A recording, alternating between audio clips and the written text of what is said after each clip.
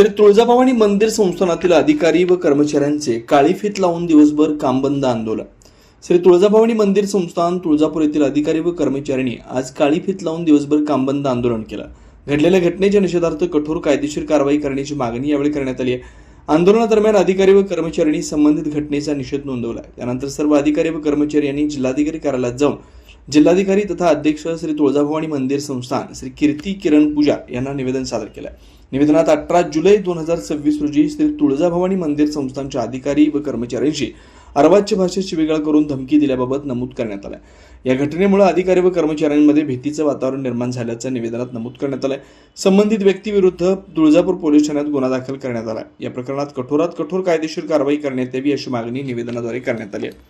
आंदोलनात संस्थानच्या विविध विभागातील अधिकारी व कर्मचारी मोठ्या संख्येने उपस्थित होते। पर्यावरण पूरक, आकर्षक आणि अत्याधुनिक डिझाईनची सायकल आता फक्त ₹2800 मध्ये।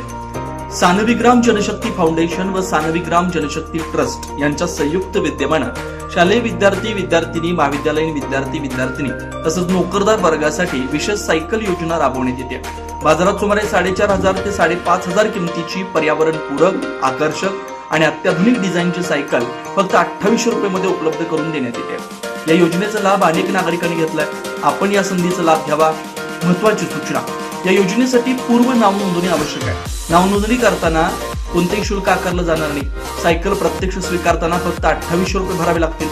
या योजनेचा जास्तीत जास्त नागरिकांनी लाभ घ्यावा असं आवाहन समन्वयक व्यंकटेश अमृतम यांनी केलं। नाव नोंदणी व अधिक माहितीसाठी संपर्क प्रथमेश अमृतम 87 33 87 14 43, रमेश नलदास 72 49 63 41 62। जनदर्पण न्यूज चॅनल, मार्कंडेय सोलापूर सहकारी रुग्णालय जवळ, सोलापूर।